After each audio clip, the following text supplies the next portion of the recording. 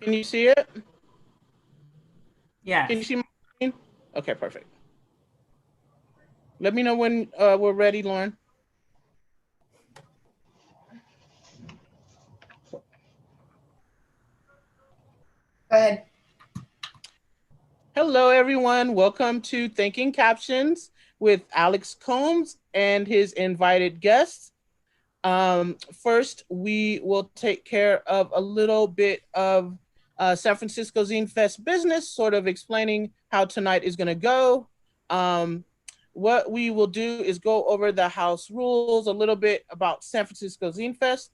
So, San Francisco Zine Fest was founded in 2001 as a gathering place for writers, artists from a, from a world and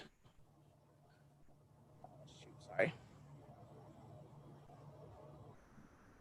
No worries. around the world, but especially the Bay Area. Typically held as a one-day event at the County Fair building in Golden Gate Park. Our 2019 festival had about 240 exhibitors and over 500 attendees. Due to COVID-19, our 2020 festival is going 100% virtual.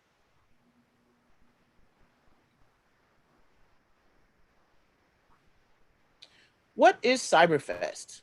September 6th through September 26th, 3 weeks of online programming. Exhibitor show and tell, readings, workshops, demos, interviews, etc. Three guests of honors. This week it's Alex L. Combs, and next week it'll be Death P. Sun, and then the following week will be Tana Tucker. So I know everyone is familiar with our safe space policy, but I'll go over it again. We are committed to providing a harassment free experience for everyone, regardless of gender, gender identity, orientation, disability, physical appearance, body size, race, or religion. We will not tolerate harassment at San Francisco Zine Fest events in any form. Individuals violating the Safer Spaces policy may be sanctioned or expelled from the space or the event at the discretion of any SF Zine Fest organizer. Respect people's opinions, beliefs, different states of being, and different points of view.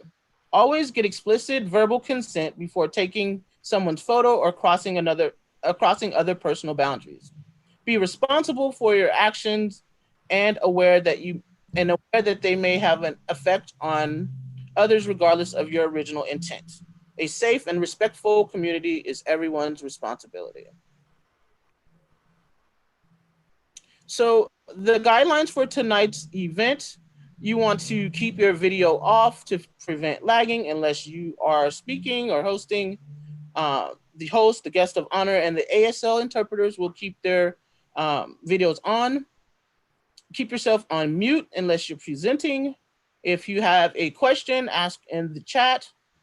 And there are moderators who will help you in the chat. The ASL interpretation is provided by ProBonoASL.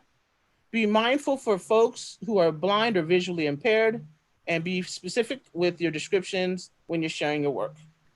This Zoom session is being recorded and broadcast to Facebook and YouTube. So if you don't want to be recorded, turn your camera off now. Above all, please be respectful.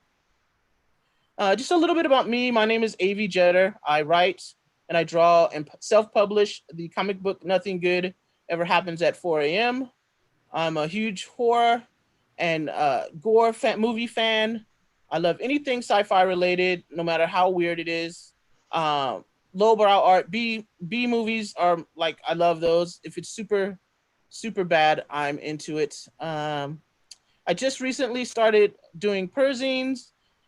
In fact, I think that's I think that's where I met you, Alex, is at either the Perzine Fest or Dear Diary Zine Fest. But regardless, so I do Perzines, and I'm an organizer for San Francisco Zine Fest in my spare time, and I organize Oakland Creates.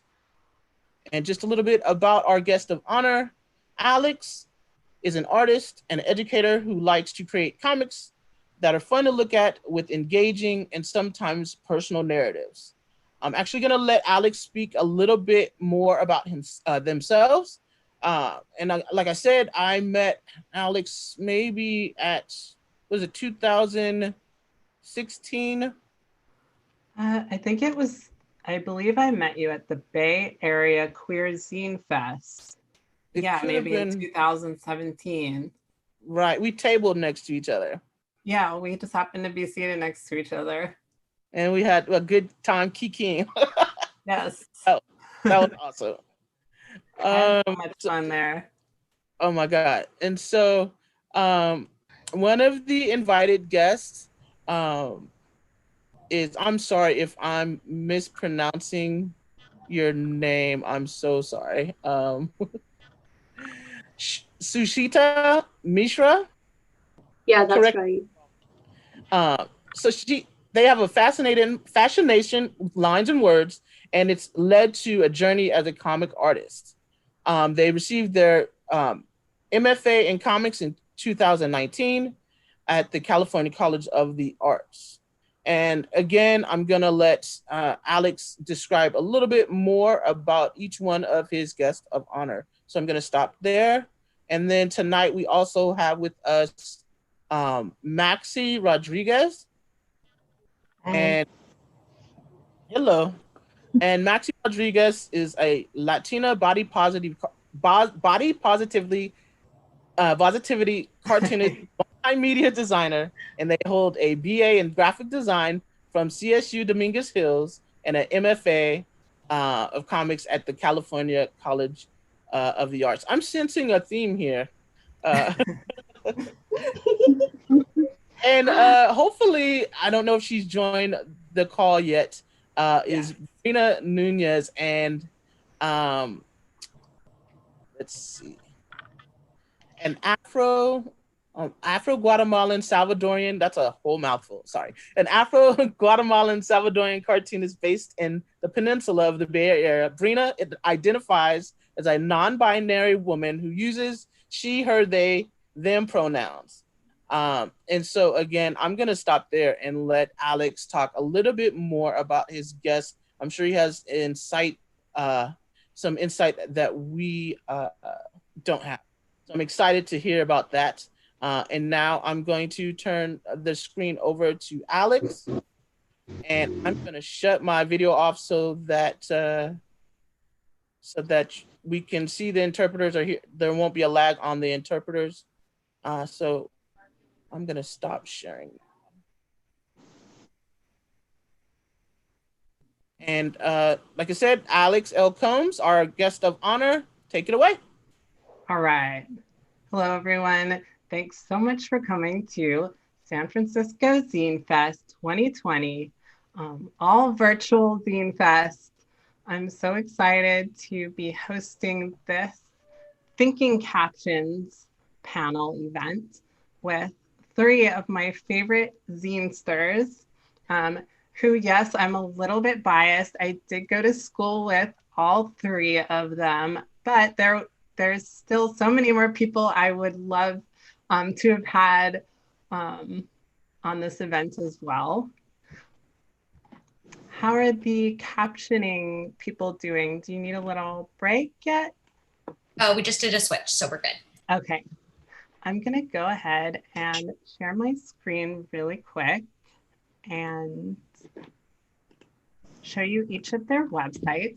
So Shuchita Mishra, she is a teacher in the Bay Area, and she teaches comics primarily to kids.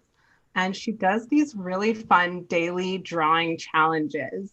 And I think it started with this 100-day drawing challenge. And a lot of times those 100-day challenges gets turned into zines. And her artwork has sort of these two variations that I've noticed. One is these sort of high contrast black and white drawings with a lot of dense line work.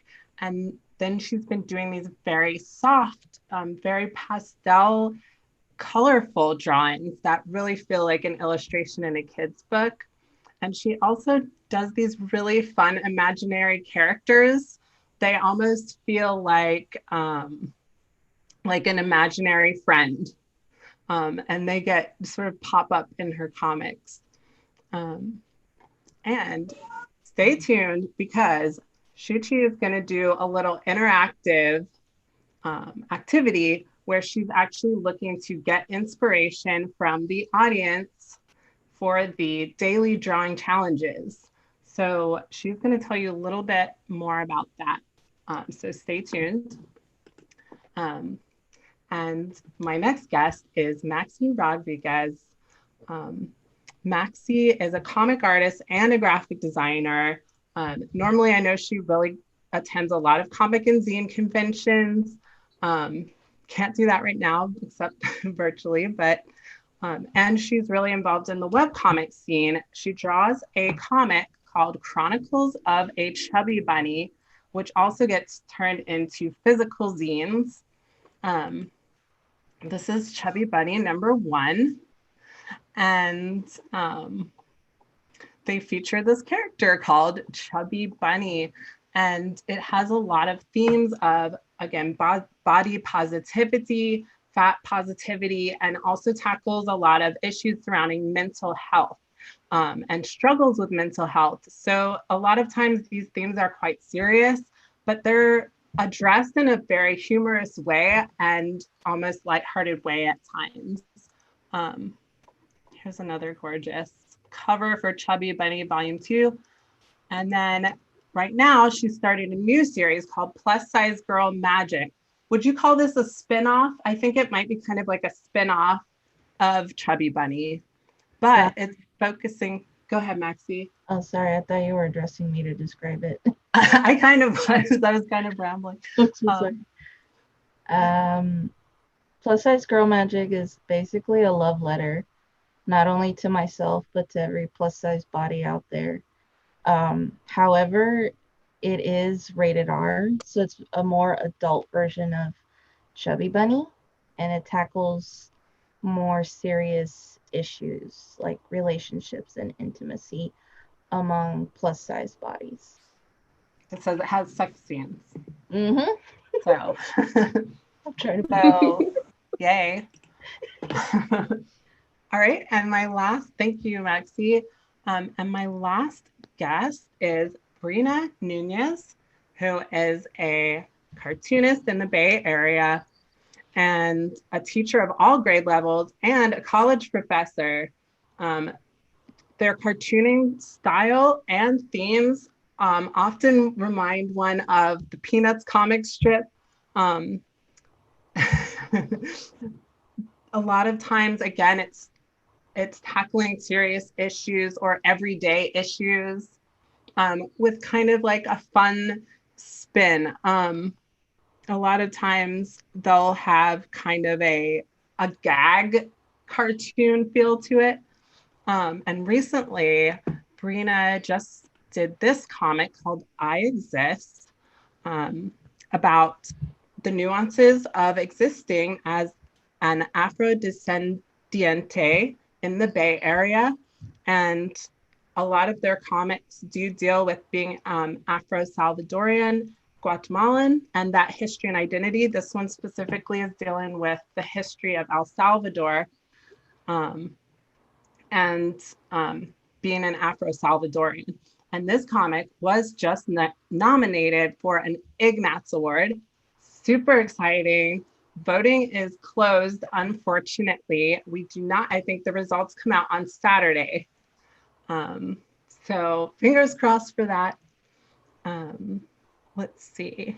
So I'm gonna go ahead and stop sharing my screen. So thank you all so much for agreeing to come on the show with me. Feel like we're on TV in this case. Come on this panel with me. And it's so nice to see all of you in one place since last year when we all graduated. And I think we all thought that we might be able to be together in person by this time again to see like some of the students in this year's graduating class. But unfortunately, everything's virtual. So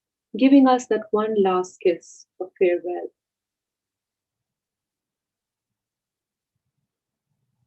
Before saying goodbye, leaving us with captured moments and footprints in the sand. So that was from my 100-day challenge. Alex, did you have some thing that you'd like to do? Yes, I was curious about this comic because I had seen you post some of these images on your social media. So, but I didn't notice that at the time that they formed a coherent narrative, a poem. So was that something, I was just curious if that was something that you sort of created once you had all the images in front of you and put together, or did you sort of have this poem going as you were in your mind as you were creating the images? Right. Well, I did not actually have a poem in mind, but then when I started putting the images together for the Zine Fest, I thought it would be more coherent if I kind of try to tie them in together. And it's just a coincidence that I was sort of like moving along the season, like the season changing. So I tried to kind of bind it together. But yeah, it wasn't intentional at first. But yeah, I kind of like threaded along just for the fest. Awesome. So you did that special for us. Yes, absolutely. I loved it. Thank you. So I wanted to share the quarantine comics. Unless you have a question, I'm going to pull it up. Okay. Okay. Do we need to do a little pause for the captioners? Probably in another 5 minutes. Okay. Okay. All right.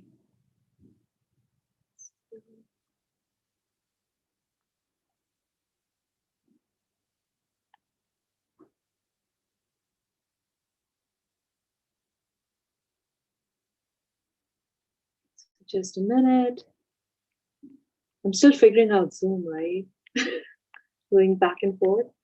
No So I made worries. some quarantine. Thank you. All right. So I made some quarantine comics. Also just to like cheer myself up, I guess, and trying to figure out the situation. This is just one of them. It's called Acts of Kindness, and it was made on March 31st, 2020.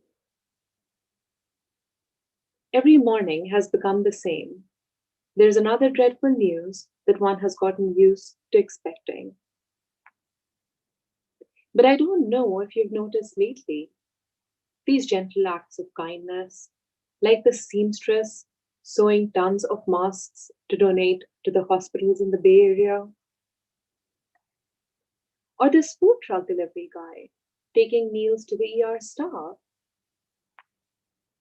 or these doctors and nurses working around the clock for our safety. It's like in this time of crisis, we're seeing the real superheroes of our society. So, Alex, did you have a question, or would you like me to finish the presentation? I would love to ask you one follow-up question about this comic you just read. So I know I have mentioned these little imaginary friend characters, and I believe this character in this comic is Eggy. Is that That's Eggy? Right? Yeah. Would you like talk a little bit about these characters? Because they're so cute, and I notice sometimes they just like pop up in your comics, no matter what like the subject matter. Right. So so it started out with Eggy. It's a very weird thing. So I lived in Germany for a while, and my friends used to call me sometimes the Schwach Aya. So Schwach means weak, and Aya is egg. So it means somebody who doesn't have courage. Well, the reason for that was I'm really afraid of the dark.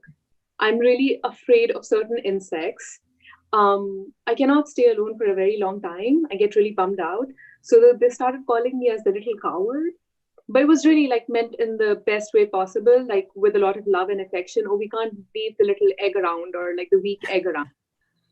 So That's so cute. every now and then, when I'm making a comic, all of a sudden, like there is some sort of fear or like this goofiness that comes with that character, just acting that way. But I would say like all these little tiny characters happen to be maybe alter egos, which are like very unconscious. Because I have the other character Totty, who wears like glasses, and that's like the little hidden nerd in me. Um, it'll just like come out and be like checking Eggy as well, that hey, you can like be brave or like come forward, and like it's okay, try not being so stupid all the time. But I think it's like a part of my own like goofy silly personality, talking to each other, like like you have like in Inside Out, remember like that movie, these voices. Yeah, I think it's just it's like parts of my personality that kind of just come through, and when they do, I just like don't stop them anymore. I'm like, yeah, okay. That's fantastic. Okay, Thank awesome. you. Thank you, Shuchi. Yeah, feel free to read your last comic. Yes, absolutely. I am going to do that now.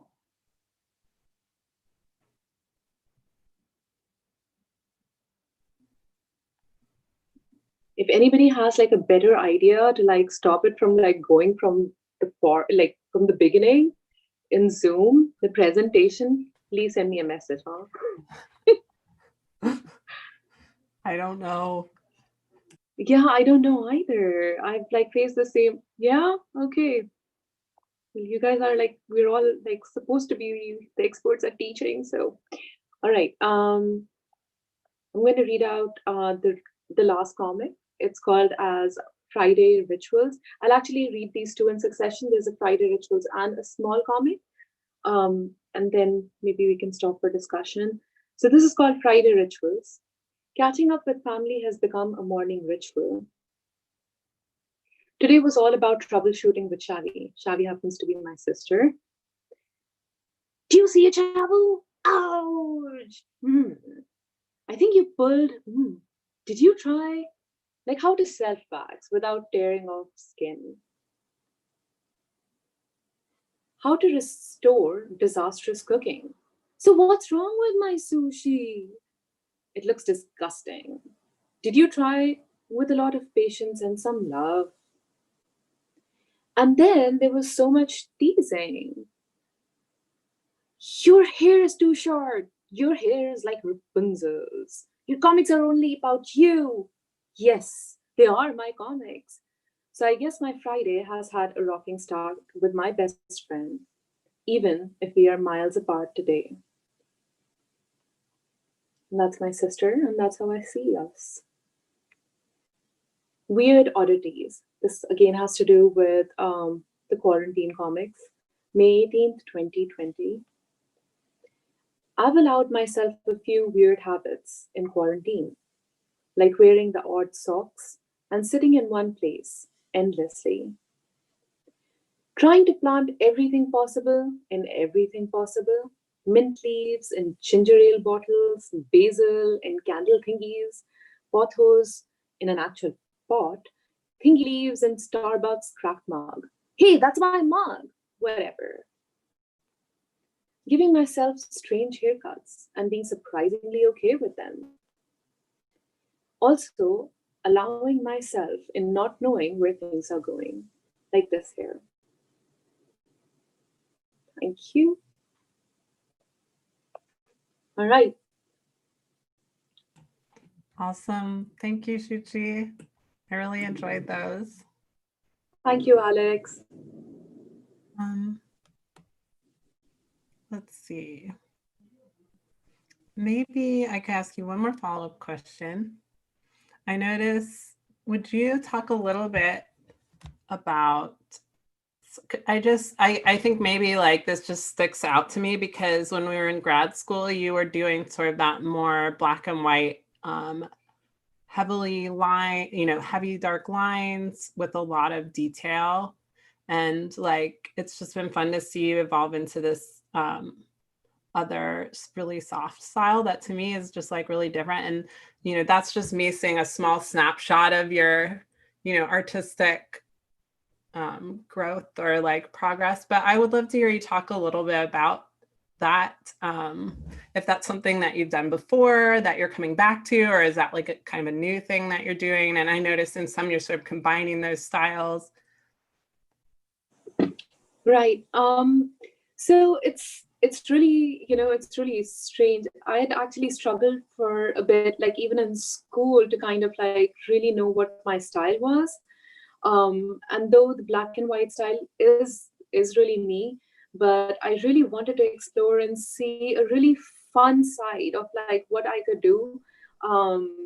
Because there is like I feel like, at least like I feel like I have like this really childlike behavior, and I think which is what like actually makes like the four of us as like Breena, Maxi, you and me. I think we have like this little kid in us all the time who's like jumping around, doesn't really know what to do.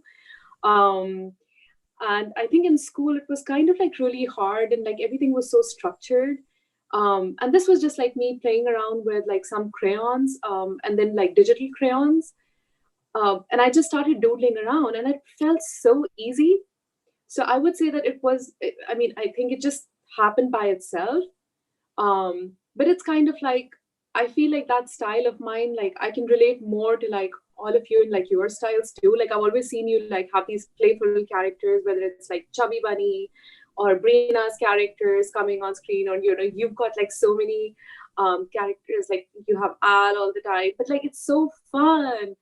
And it took me a while to get there, but I feel like with these little crayon drawings, it really feels like I can now have fun without really having to struggle and do like only black and white. So yeah, it's been organic. Awesome. Yeah. I love it.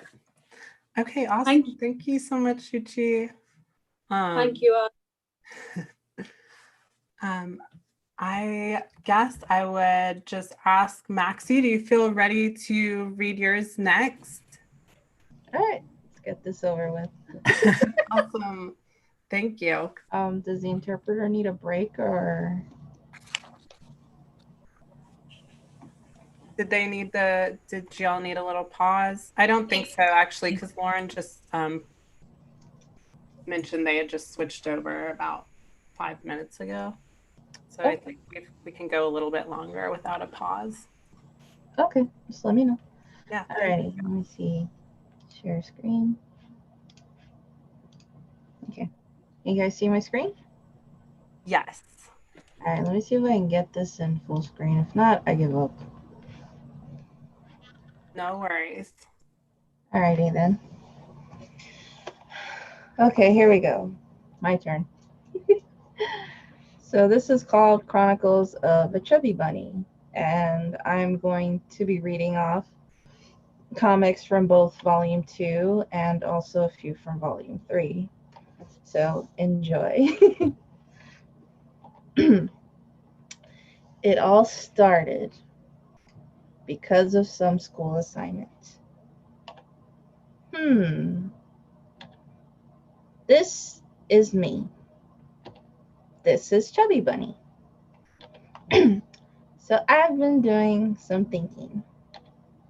And I've decided to sit out on this next assignment of yours for school.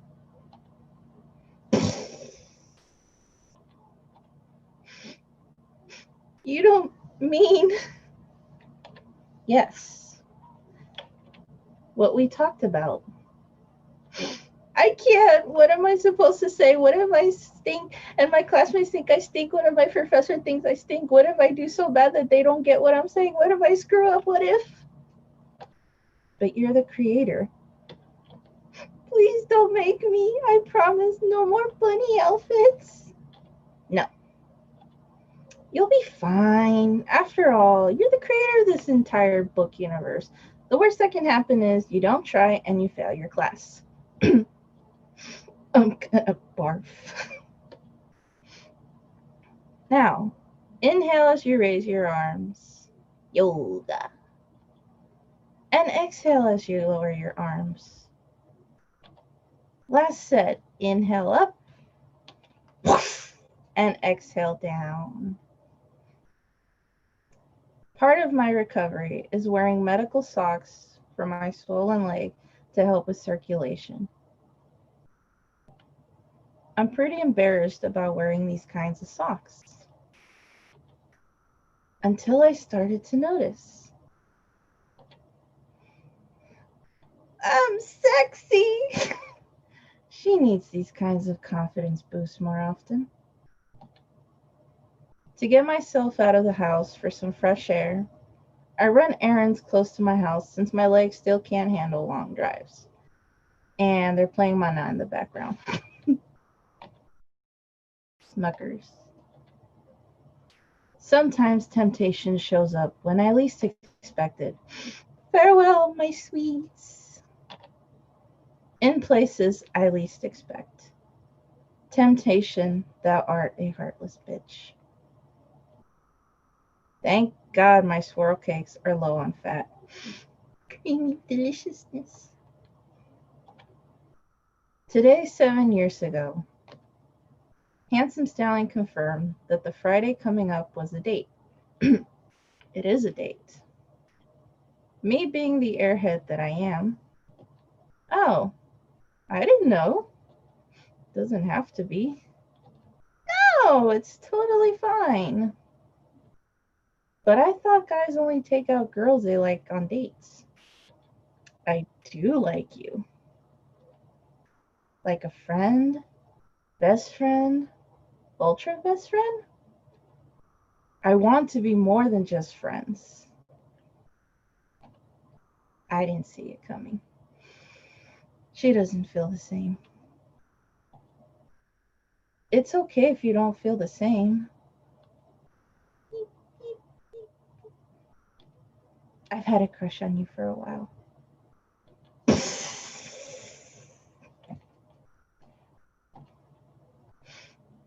I can't find my one-piece swimsuit. Maybe you should wear your two-piece instead. Snap. No. Well, fine then. Wear some gym shorts and shirt that get heavy when wet. In case you haven't noticed, I'm fat. Oh, zip it. You bought it for a reason. And don't give me that lame excuse that Handsome Stallion picked at BS. Are you done? No. Can I look now? Stay there and don't look away from your comic. Remember when you used to say you're too masculine looking to be a girl? Well, starting at this moment, that horrible concept went out the window. Hey! I said no looking. Whatever. Okay. How do I look? Bow, chicka, wow, wow, chicka, wow, wow, boom, boom, boom, boom, boom. Say something! No. It's a simple yes or no.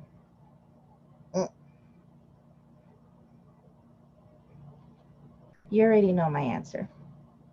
You stink, butt face. Missy, we both know the answer. I kinda need reassurance. And that's it, everyone. That's my comic. Awesome. Thank you so much, Maxi. That was really fun. And I loved all the animated elements. We're going to take a real quick pause. Laura messaged me requesting a pause. So feel free to take a drink of water.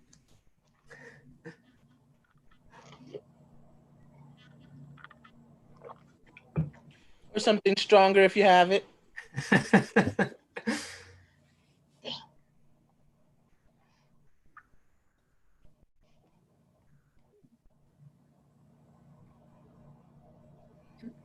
I'm drinking this morning's latte right now. Oh no. I'm not gonna go to bed tonight. Oh.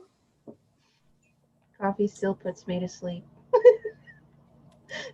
Oh, that's right. Yeah. That. remember that from class. Yeah. I fell asleep in maths class. I snored pretty loudly. At least once. Try not to. Oh god.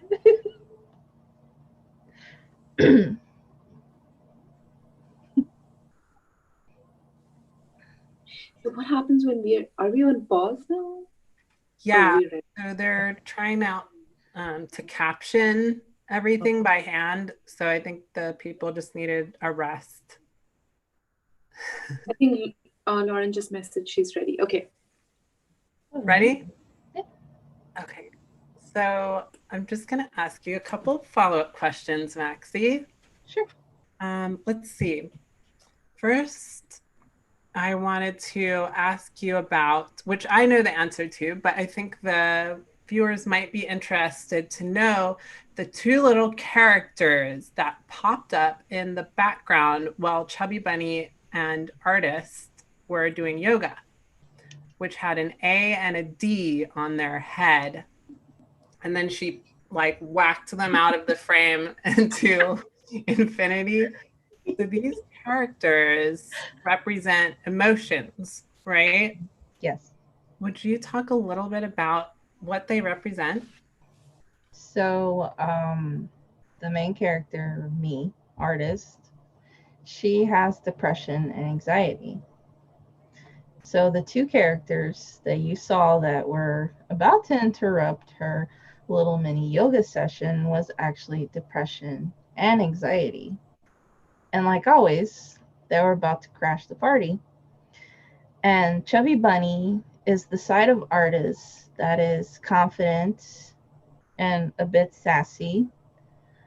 So basically, Chubby Bunny's representation in the comics is she's that side of Artist that pushes back depression and anxiety, usually in a very violent way, either with that giant hammer or the item that she used in the comic, or she'll dress up as a character that Artist likes.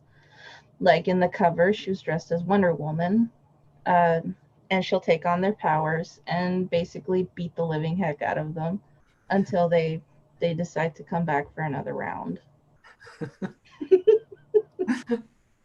Awesome. Mm-hmm.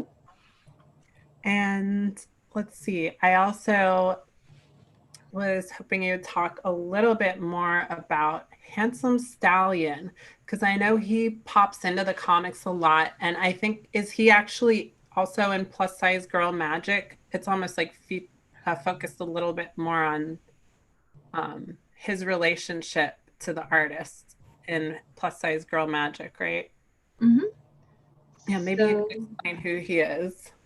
So Handsome Stallion is Artist's boyfriend, her long-term boyfriend or partner that she's had for so many years. He can't see Chubby Bunny, and he can't see depression or anxiety. Basically, the events where Artist is talking to Chubby Bunny, depression, anxiety, it's all in her head. But Chubby Bunny is the name that Handsome Stallion gives Artist. So he can't see her, but that's the name he gave her. So he's her boyfriend. He inspires her. He tries to keep her as positive as he can. I don't really touch much about their relationship in Chubby Bunny, but I do touch it more in Plus Size Girl Magic. Literally. Mostly because they're a mixed body couple. Handsome Stallion is this big, husky, physically fit guy, and Chubby Bunny is this chubby plus size woman who has self-esteem issues. So in Plus Size Girl Magic, we touch more about the relationship in a more rated R adult way. Mostly because I, would get fans that would read my comics and they would they like Artist and Chubby Bunny, but they wanted to see more about Handsome Stallion's relationship with artists. And then, of course, not many people talk about, sexual relations, intimacy between plus size bodies, because I don't know why, honestly. So, plus size girl magic was originally not supposed to be rated R. It was just supposed to be a little more kid friendly version of Handsome Stallion's relationship with artists. But while I was making it, that's when I accidentally added the sex scene because I thought, you know what, let's just do this. I mean, it's not like, nobody does it or what was I going on with this? So I just added the sex scene because I wanted other plus size bodies to think, you know what, your partner sees you naked, your partner sees you naked. Oh well. And it's a beautiful thing. Yeah, they're very loving relationships. They're very loving. Like if you ever bump into my comics, you'll see just how affectionate Handsome Stallion is. And in Plus Size Girl Magic Volume 2, we actually see more of that. I'll give you a sneak peek. There's this part in Volume 2 where some random jerk, and this actually happened in real life, he asked Handsome Stallion, so how do you have sex with Chubby Bunny because of the fact that she's so fat? And this actually ticked off Handsome Stallion, because as a physically fit guy, he gets asked these questions about how do you do it with your partner, doesn't her fat get in the way? And they basically ask him these offensive questions. He's even been asked, oh, so you're into chubby girls, so that's your fetish, and that offends him as well. In the comic, he just about snaps and he's like, easy, and he basically describes how he has sex with her. And then in the end, he basically throws his boba tea at the guy and he's like, you have any more questions? And the guy's like, I think I'm good, because he can tell, like, I ticked this guy off. And Handsome Stallion, not taking crap from anyone, he's like, screw off. Yeah. Like, that really sucks and is like not okay, but like I feel like unfortunately a lot of people probably will be able to relate to that experience. And I like that, it sort of had like a, maybe not like a happy ending, but like, kind of it had a happy triumphant ending a little bit. But yeah. Awesome. Thank you so much for sharing about that, because I know he's like a big part of the story. No problem. Yeah. And let's see, we're at 5:50, so I should probably go ahead and move on to Breena. Do you feel ready, Breena? Yes. Ready when you are. Okay, thank you. We're ready. Let's see, should we pause for the... I haven't gotten... Oh, apparently, by the way, someone said Handsome Stallion for the win. Yes. It looks like they are ready for you to read, Breena. Awesome. Oh, it's really good just to like see everyone's faces and see all of like everyone's work and how much growth has happened since school. But yeah, I'll read a zine that I made. I think it was probably last year. Sense of time is pretty off these days. Let's see. This zine is actually more of like a photo poetry thing that I made, kind of like as a thank you to just the earth and for It's like ever present wisdom and kind of reminding me it's definitely okay. It feels like I've had permission from like the natural world to explore my gender. Yeah, here we go. Can everybody see this? Yes. Here. All right. Let's see. All right. Do folks still see that? I just enhanced the screen. Yes, it looks great. Thank you.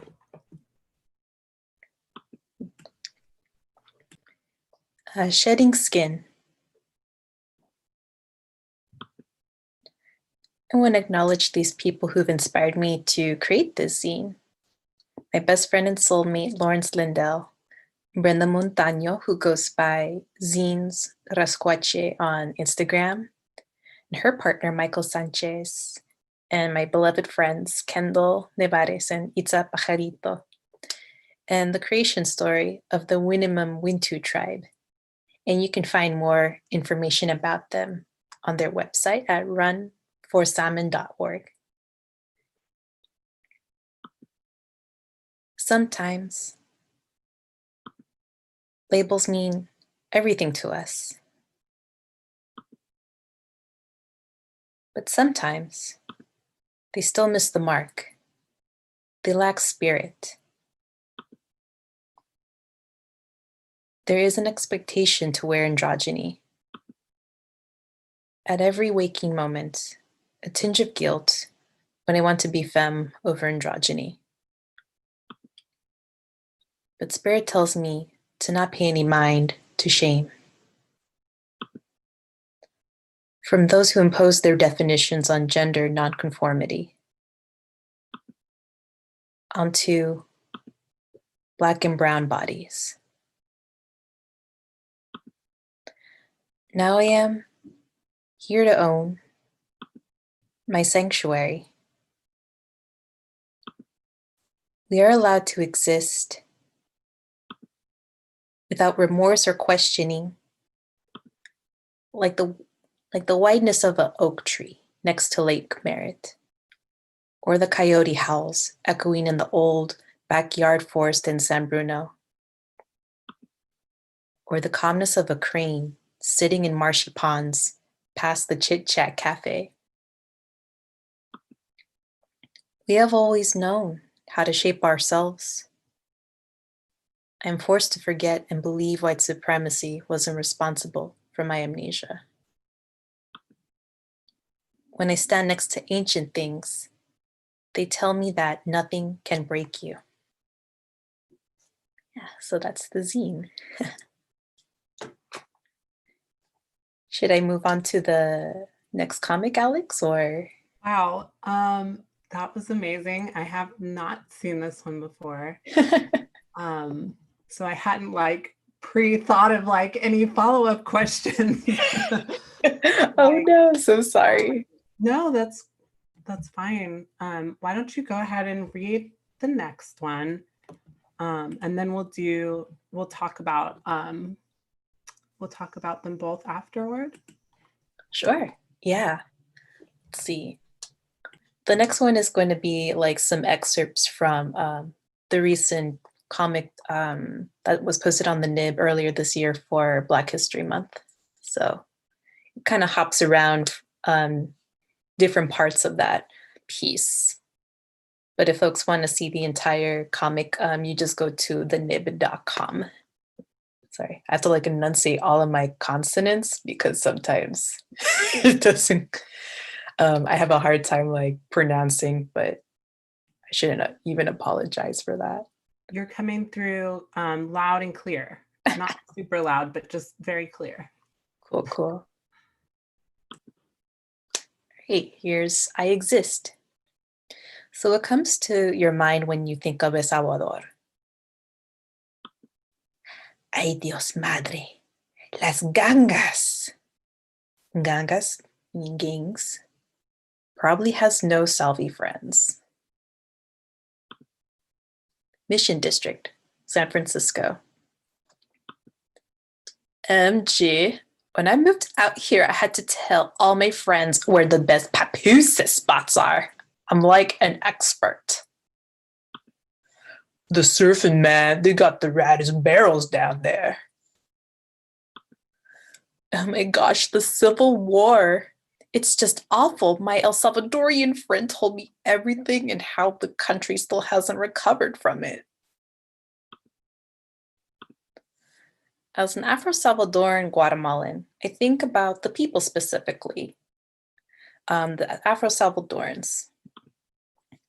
Despite my scholarship and focus on Central America, I was still left with this question. Can Black people also come from El Salvador? And here's a map of Central America. From Belize, Guatemala, Honduras, Nicaragua, Costa Rica, Panama. You can see there's various Afro-Indigenous groups and ethnic groups throughout Central America. But in El Salvador, nope, we ain't Black. Never seen Black people here. One of the few things I know about Afro-Salvadorans from other Salvadorans is that they don't exist.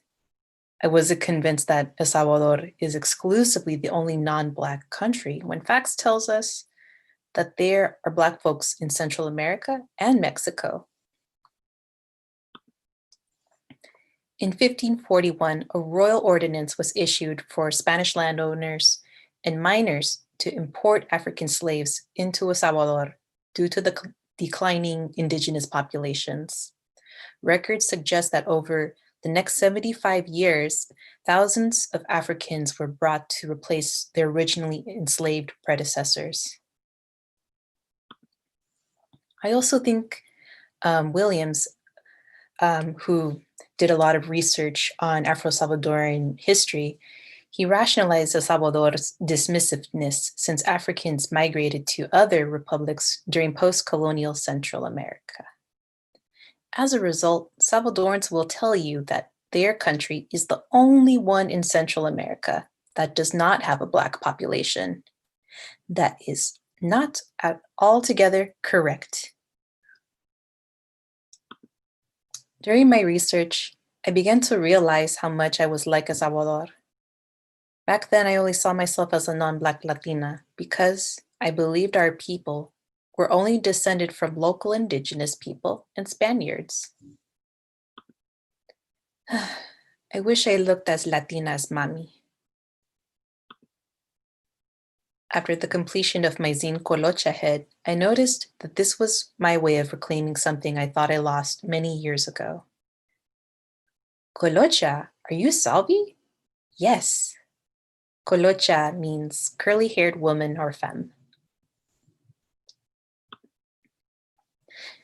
Carlos Lara, both a visual artist and LGBT activist in El Salvador, resists Eurocentric beauty standards by creating paintings and comics featuring Afro-Salvadorans. I am inspired by those Afro faces that exist in our country but aren't often shown. I want to make them exist so more people can feel identified. Meanwhile, in Southern California, Zaira Miluska curates Central American beauty and art on Twitter and Instagram. As a child, I remember trying to find some sort of Central American representation in the media, radio, in literally anything, because I felt like an outcast, feeling like I was the only Central American in a predominantly Mexican and white town. Afro-Salvadorans are not even recognized constitutionally. This fact makes it okay for schools and universities to avoid the topic about Afro heritage because it is not spoken. Nobody knows about it. Even at schools, universities, and jobs, Afro hair is forbidden. And Carlos was fired from a previous teaching job in 2016 for not cutting his Afro. Another myth is that racism is not an issue in El Salvador, which is negated by the racist immigration ban against Africans, Asians, and Arab migrants that was implemented during the 1930s. Kiss the prayers. And there's a sign saying, "We have the right to refuse service to Blacks, Asians, and Arabs."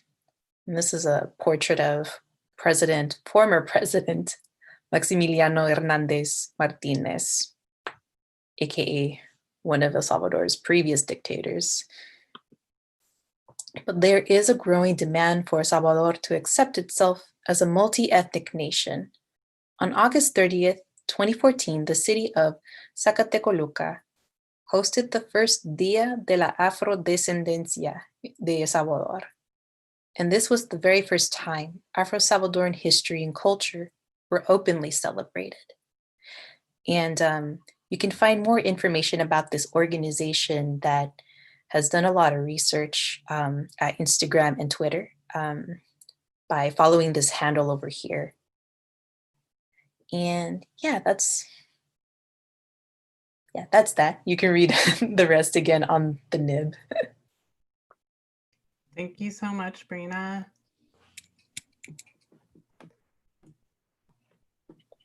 Let's see. Shall I prompt you with a few questions? Yeah, go ahead. Cool. So, wow. So yeah, I definitely feel like both of those comics you just read deal with sort of similar themes of almost being like gaslighted into thinking that your identity did not exist. And that sounds like some pretty intense, like, I don't know, emotional work to go through, like between maybe the research process and then maybe discovering things that, like in I Exist, you mentioned after you did some research, you thought back and remembered how you felt towards your mom and how that shaped your identity. So it feels like that would be like some pretty intense emotional labor. Would you be interested in sort of speaking to that process a little bit? I'd be curious. Yeah.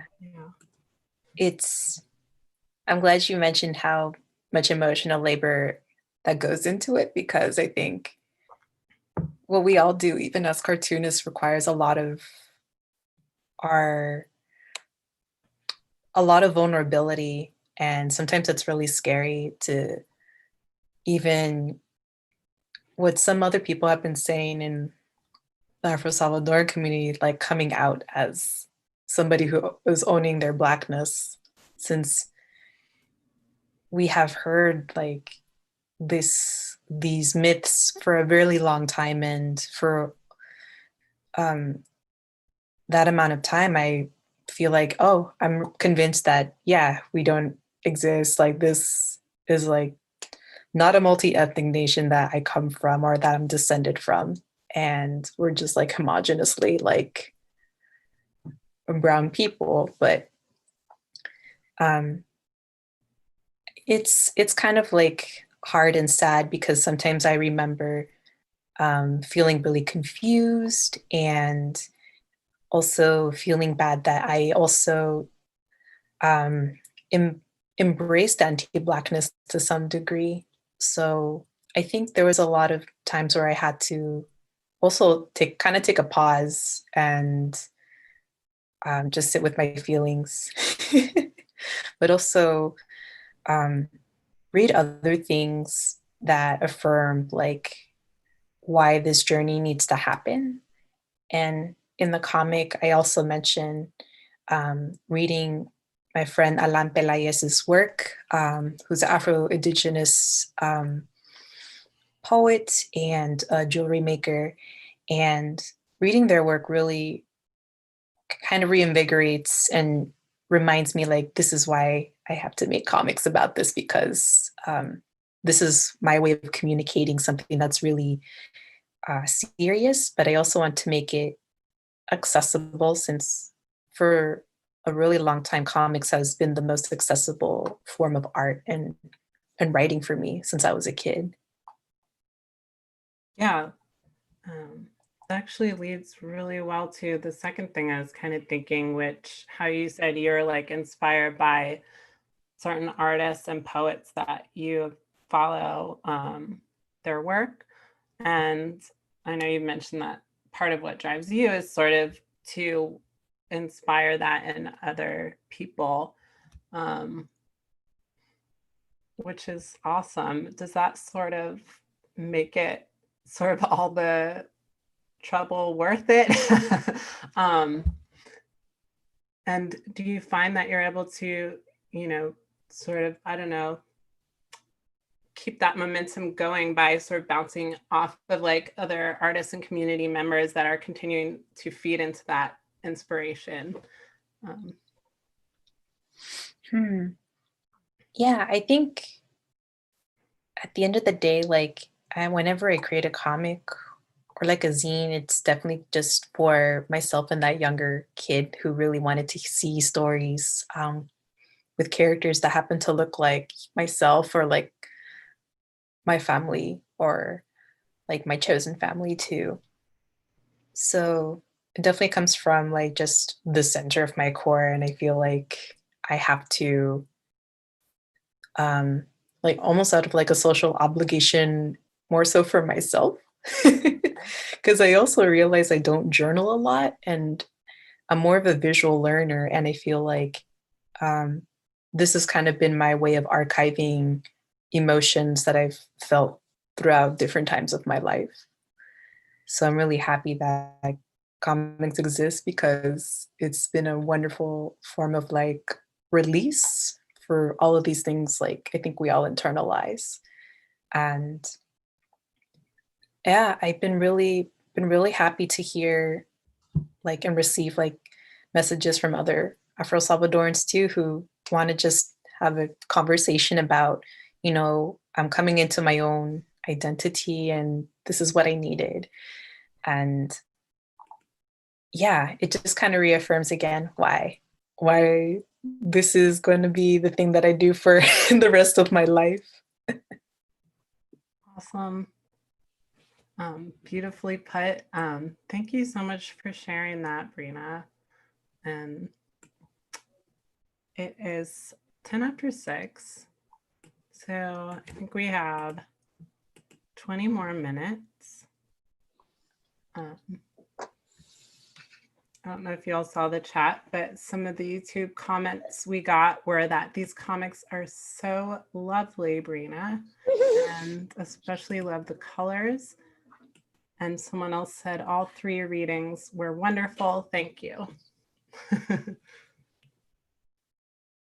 So let's see. So I thought maybe we could go into a little bit of a general discussion. Do we want to try to doodle at the same time, or do we want to talk for maybe 10 minutes and then doodle for 10 minutes? Down for anything? I'm pretty flexible. I'm good with either or. Yeah, me too. Okay, let's see. I gotta find my tablet pen. Okay. There to go, mine. Let's start the discussion so people can see our beautiful faces, and then we'll pull up the doodle screen in about 5 minutes. So my first prompt for our general discussion is actually, let's start with this one. Why are zines important? I personally think zines are important because it's a way to get marginalized voices out there. It's kind of like a little package of information about a person or a subject that, might not normally get a mainstream attention. What do y'all think about that interpretation? What do y'all think about my answer to my own question? I agree.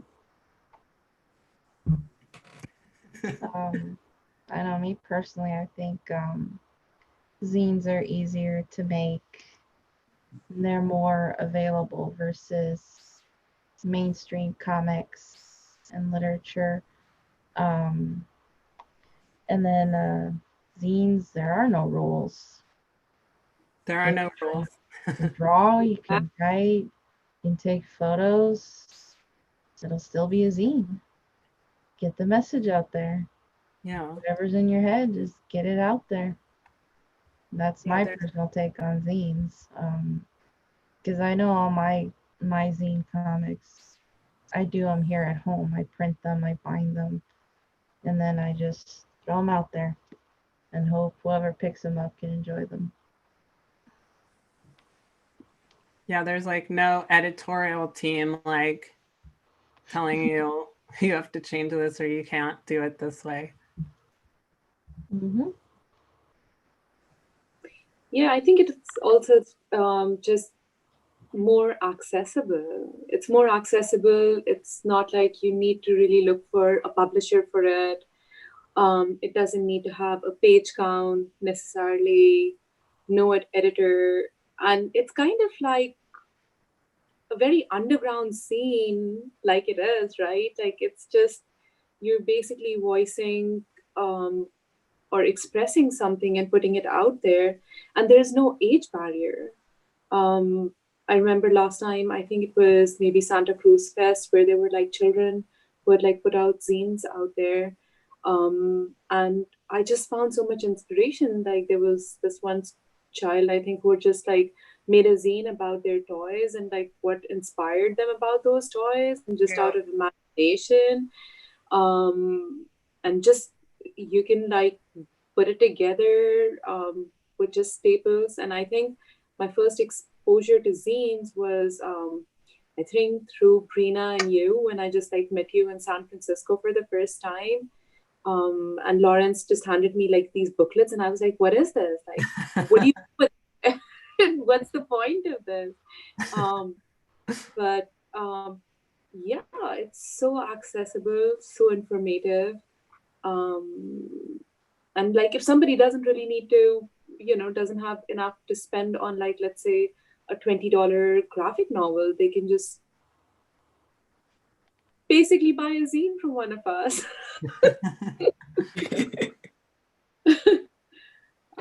More accessible for multiple reasons. Mm-hmm. Yeah, I also like that, Alex, you were saying like this is like a platform for anybody and especially marginalized voices. I feel like my favorite kind of zines are the ones that like do a lot of education for me. They do a lot of research. I mean, I like art zines and like poetry as well, but yeah, I love that I'm just like, I don't have to buy a textbook to like learn about like gardening or just like decolonizing gardening. And I think back to like my friends Rachel and Ruth and first introducing me to SF Zine Fest years ago, and seeing how yeah, all of these different stories that I don't normally get to see like at a Barnes and Nobles or like sometimes even at a library even years ago. And I ran into Jaime Crespo's Tortilla Press comics, and that dude like made me realize like, oh my God, like I could just make a comic about like myself, like everyday life. And that was the first time we learned about slice of life comics was from his work. And yeah, like it's a place where you can just be inspired. And I think to feel like you don't have to be this quote unquote professional or successful, like academic artist, writer to make a zine. That's what I love about it. It's for everybody, and you don't need permission from anyone to create what you want to create. Mm-hmm. Yeah, it's like a different definition of success. So I'm going to go ahead and share my screen.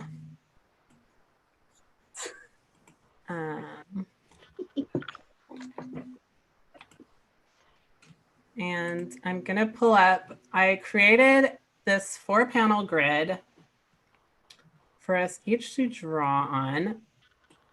Let me get my pencil.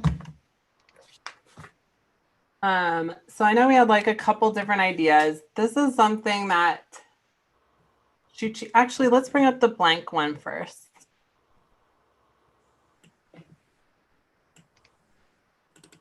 Let's bring up the blank one and do a group drawing first, because that would be more fun.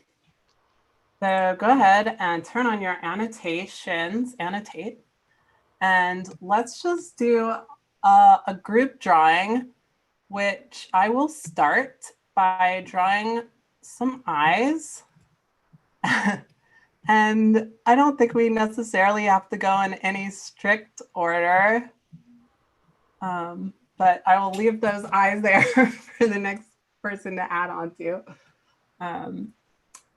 Let's see, maybe we could just go in the order that we read. So maybe Shuchi could go next, and then Maxi, and then Breena.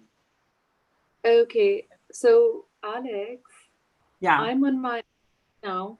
So where do I find annotation now? Yeah, I got the same question. Yeah. Uh-oh. Uh-oh. I think it was in Is it view options? view options. Right. Yeah. I don't. Okay. Was it?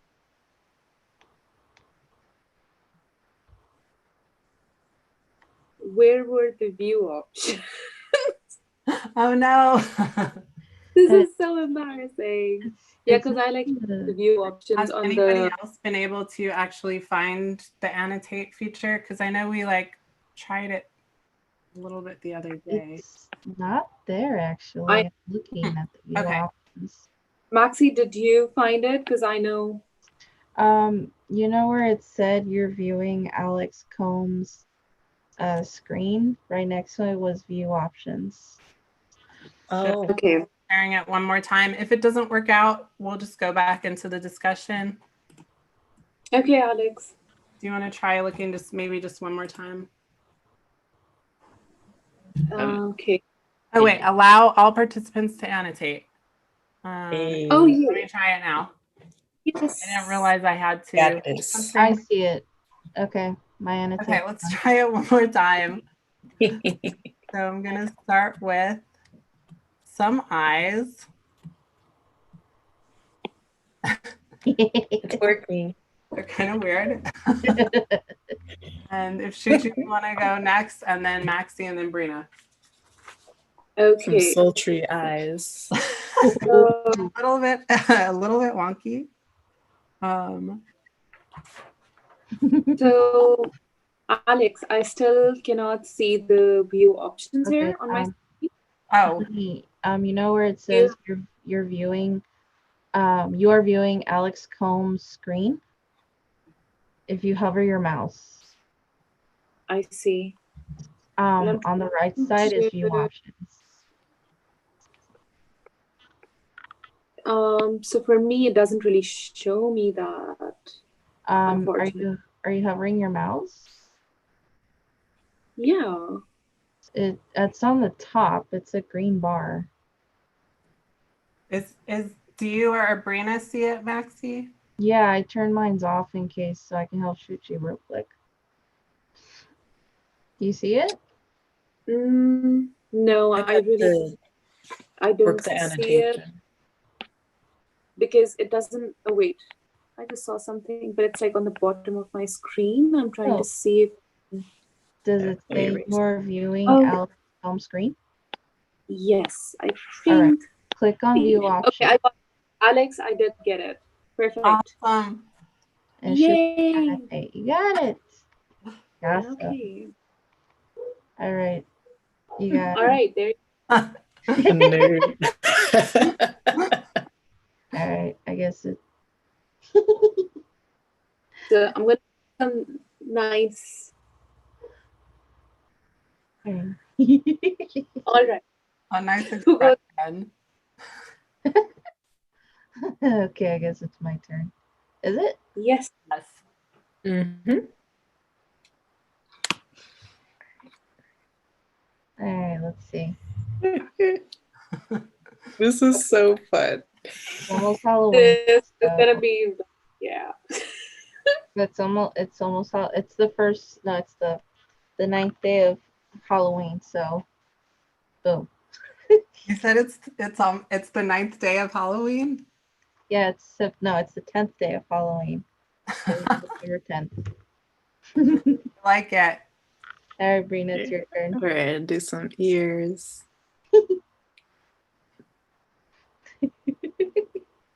Oh my goodness. Man, these are huge. Or this, here we go. It's okay. Let's see. Let's get some hoops. Nice ear shape. Ooh. That is so cool.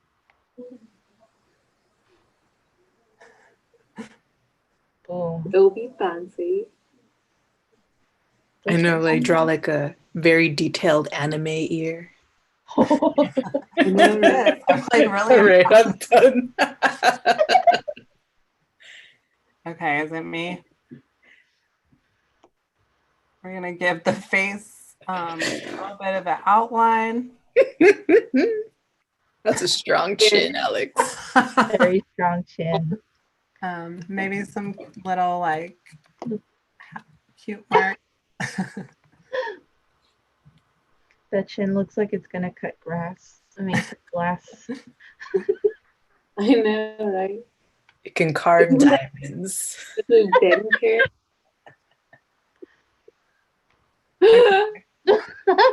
Yes. Would you like to add something to this, Shuchi? Yeah, I mean, real quick. I think it's kind of like missing a tongue here. It's your interpretation. Go all out, Shuchi. I know. There we go. The tongue. Go crazy. We're not in class anymore. I know, like, we should be in class, right? Like, this would have been like one of those epic ever. Yeah. Like, obviously. Oh my goodness. Sweating. What's happening? Ah. Okay. No. My turn? Yep. Yeah. All right, hang on.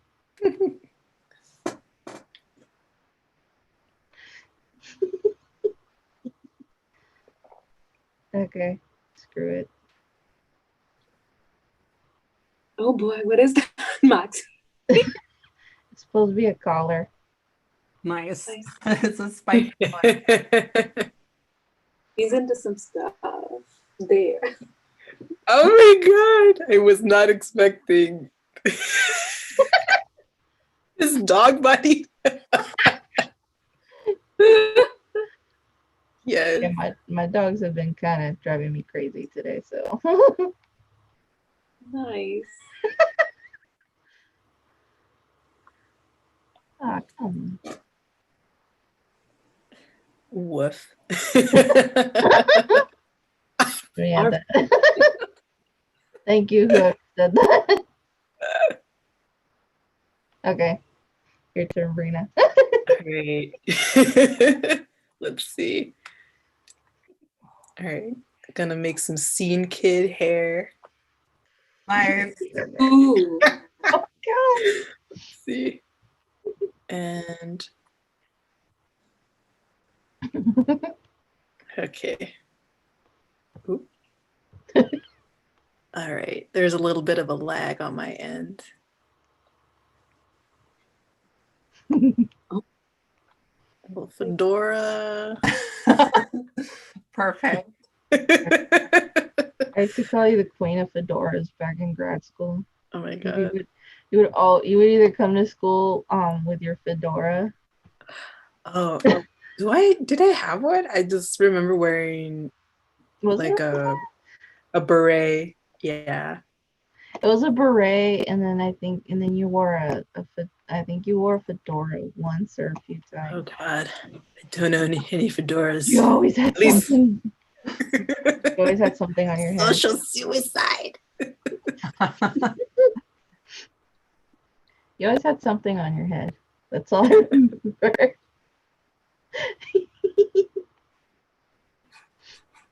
And I think Nicole said I was the queen of sweaters because I always came in a different sweater. The queen of sweaters. Yeah, she's like, you're rocking the sweaters. And I'm like, okay. Because I always came in a different sweater. All right, I'm done, I think. Oh my God. Okay, let's all sign it. Okay.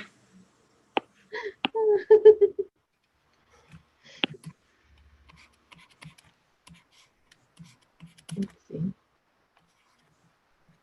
We're like all angled at the same way. Oops. Oh, that's so cute, Maxi. Oh yeah, this is my signature now.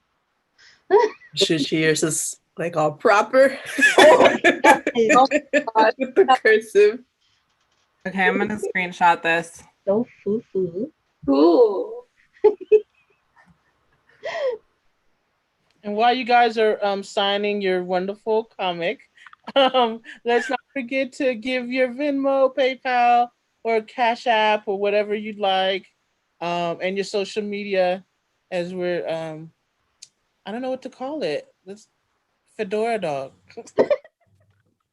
Should we all write it on a blank screen, maybe? Yeah, maybe if Okay. you just put on your blank screen, we can write our IG accounts. Okay. Yeah. Okay.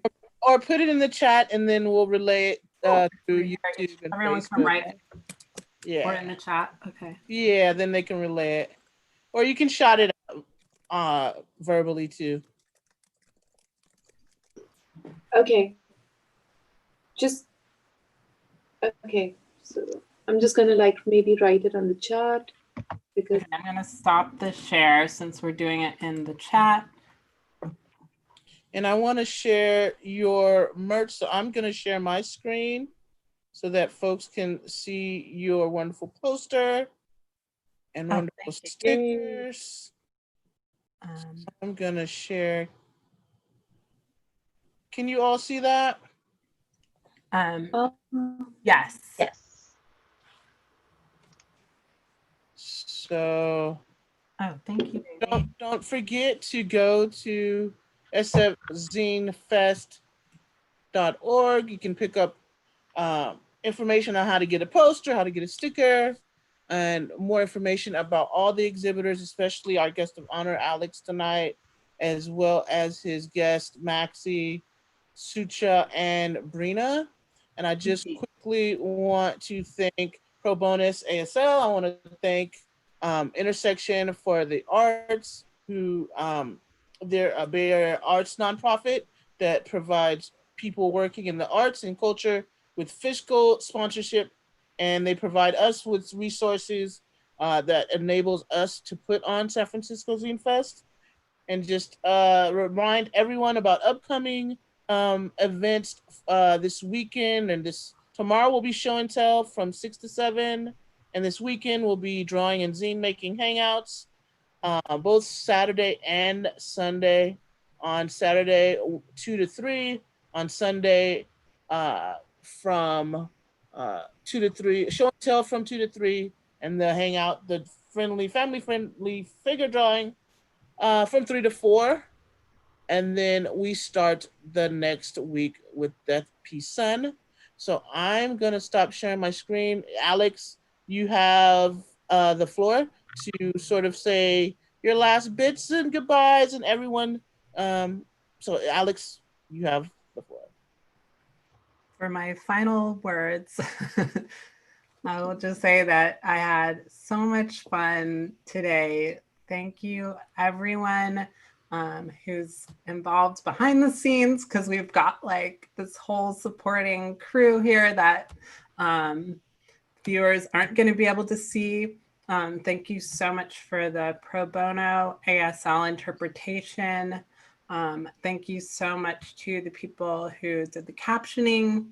And thank you so much to the all volunteer staff of SF Zine Fest. These are people who are just taking time out of their very busy lives to put this entire festival on. So thank you. I've been having such a good time and I can't wait to see the next couple of weeks. And thank you, Shuchi, Maxi, and Breena, so much for coming on today. I'll share our drawing on social media. Yes, please do. Yes. Thank you guys so much. This was amazing. I really enjoyed listening to you all and hope you do drop in for next week's event. Thank you so much. And thank you to all the volunteers. Thank you, Avi. Thanks, everybody. Thank you. Having Thank us. you, everyone. Bye. Have a good evening. Zines. Have a good night.